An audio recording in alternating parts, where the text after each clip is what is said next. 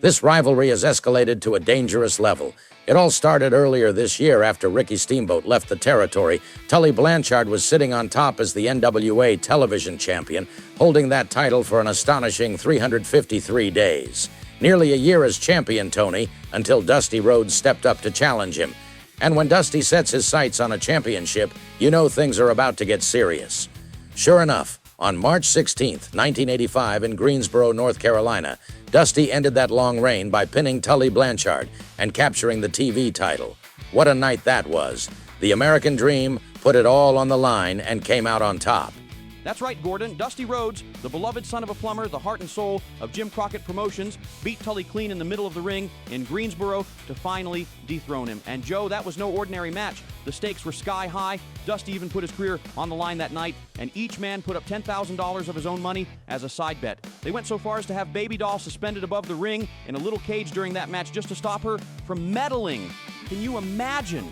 It was as intense as it gets. Dusty had to win, or he'd have to leave the promotion. But the Dream came through, under pressure, dropped that big elbow, and took home the gold. The Coliseum erupted. And Dusty Rhodes became the new World TV Champion that night, and it seemed like justice was served. But Tully Blanchard and his camp just couldn't accept defeat. Right after Dusty won, Tully, along with his ally at that time, Wahoo McDaniel, launched a cowardly attack on Dusty. They double-teamed the Dream, even ramming Dusty's head into the very cage that Baby Doll had been locked in. It was chaos in Greensboro, and if you recall, Ric Flair himself, who was still a fan favorite then, ran out to try to help Dusty, but even he got smashed into that cage for his troubles. Blanchard was sending a message. This fight was far from over. Indeed, that post-match incident showed us that Tully Blanchard would stop at nothing to get revenge. And a big part of this saga, gentlemen, is the presence of Tully's valet, the infamous Perfect 10 Baby Doll.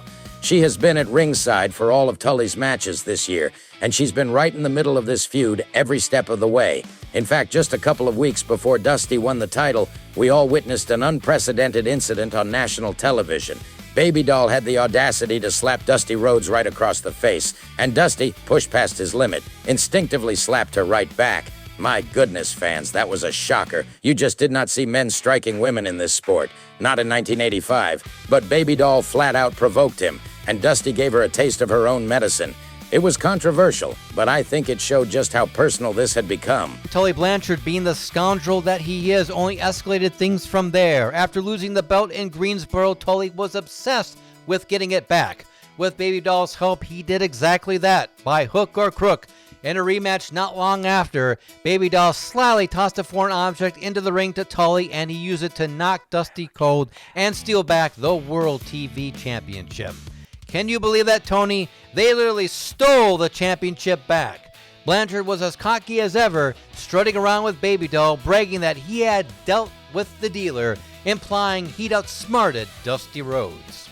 The title went back around Tully's waist, but the feud only grew more intense.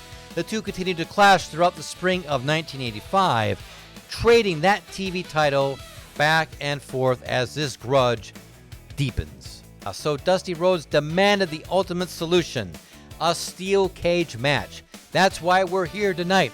The steel cage is in the final back round, and Dusty said, Tully Blanchard, there's nowhere to run, baby, and nowhere to hide, if you will, inside that steel cage. He wants Tully locked in with him one-on-one so he can dish out a righteous beating and settle this once and for all.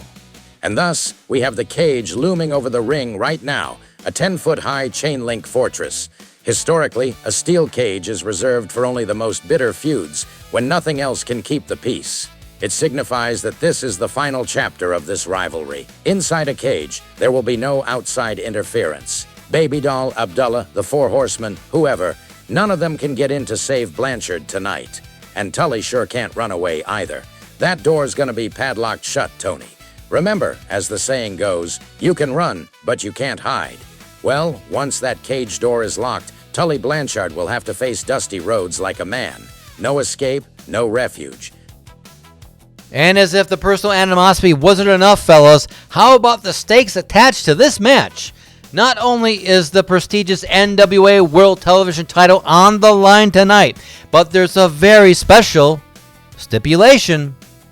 If Dusty Rhodes wins, he not only gets the belt, he also wins the services of Baby Doll for 30 days. Yes, sir, you heard that right.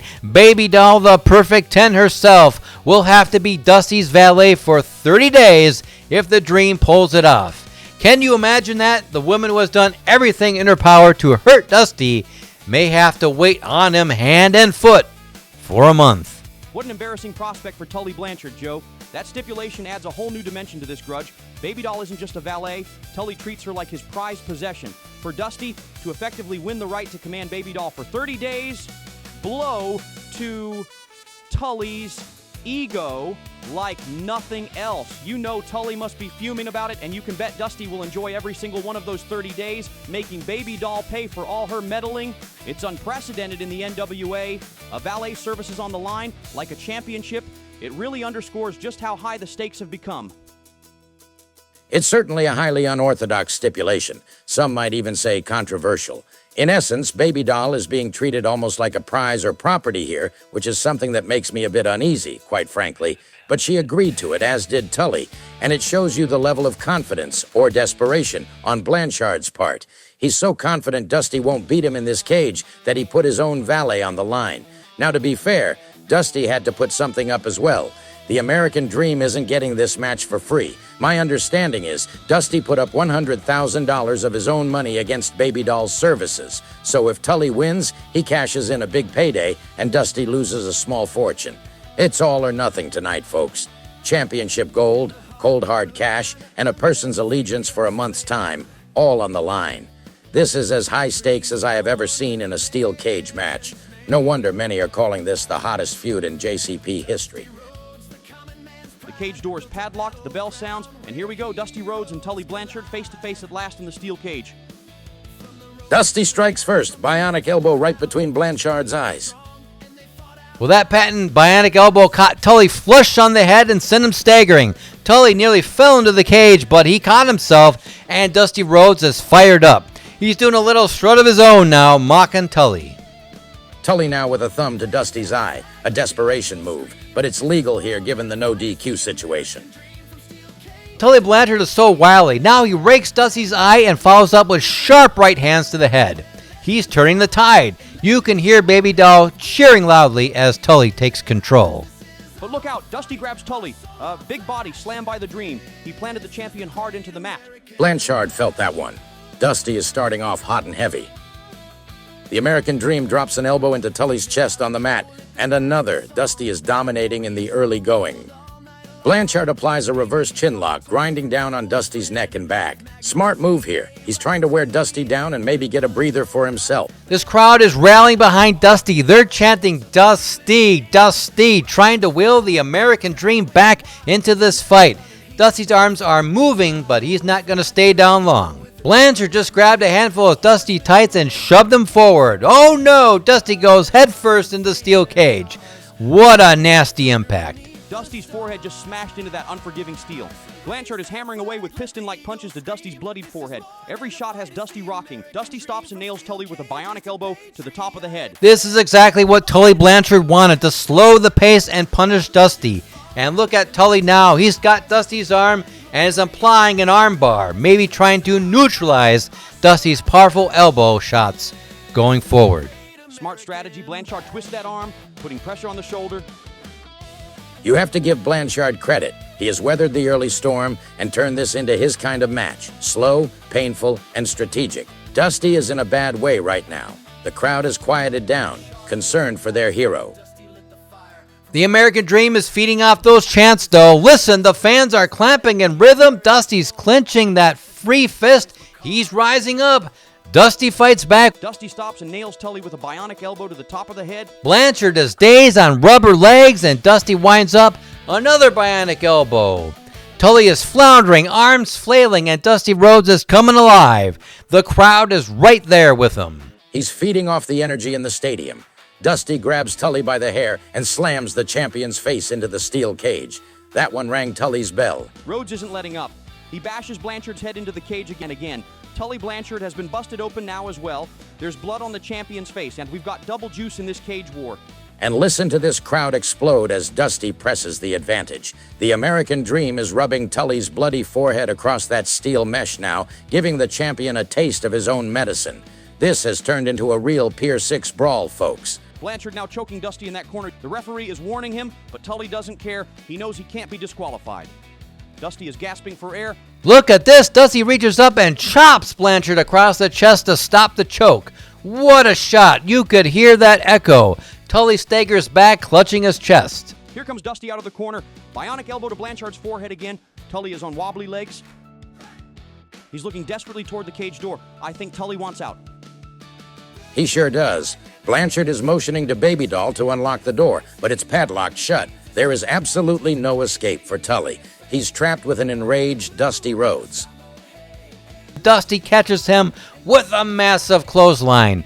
Down goes Tully. Dusty with a cover. Could this be it? 1, 2, no. Blanchard kicks out at 2.5. So close to a 3 count there. The crowd thought that was it. Well, I thought that was it too, Tony. Dusty nearly had him. Tully's face is a crimson mask. He's blinking, trying to clear the blood from his eyes. But Dusty isn't slowing down one bit. Rhodes is pulling Tully up, and now he's signaling to the crowd. I think Dusty's going for the figure 4 leg lock. Yes, he is. He trips Tully and grabs the legs. Listen to these fans pop as Dusty locks in the figure 4. This place just came unglued. Dusty has the figure 4 leg lock cinched in right in the middle of the ring. Tully Blanchard is writhing in pain, yelling at the top of his lungs. What a bitter dose of karma. Dusty is using his rival Ric Flair's signature hold on Flair's buddy Tully. Blanchard is screaming, thrashing around, but there's nowhere to go. This steel cage surrounds them. Rope breaks won't force a break free. Tully lunges at Dusty's knee, a chop block to Rhodes' leg. That's one way to counter the figure 4. Go after Dusty's own legs. Dusty staggers, his leg taken out from under him. Tully Blanchard now slowly back to his feet. Both men are battered and bloody. Blanchard is so disoriented, he's instinctively trying to escape over the top. Tully's about halfway up the cage, but Dusty is climbing up right behind him.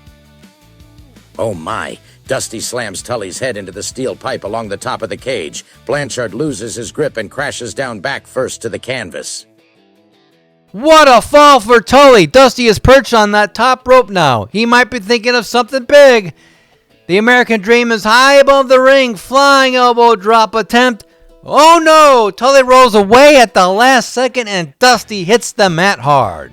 Dusty went for broke, trying to put Blanchard away with a high-impact elbow off the ropes, but nobody was home. Both men are down and hurting after that exchange. Baby Doll has something in her hand. Oh no, she's trying to slip a foreign object to Tully through the cage bars. She tossed something over the top of the cage. It looks like a roll of coins or some kind of knuckle duster. Tully's got it in his hand now. The referee didn't see it. Blanchard has a weapon. Listen to them. Dusty hooks Tully's head between his knees. He's going for the pile driver. Revenge is at hand. Dusty Rhodes with a textbook pile driver on Tully Blanchard. He planted the champion into the canvas. Tully is out cold. Dusty rolls on top for the cover. Here's the count. 1, 2, 3. He got him. Dusty wins it. He did it!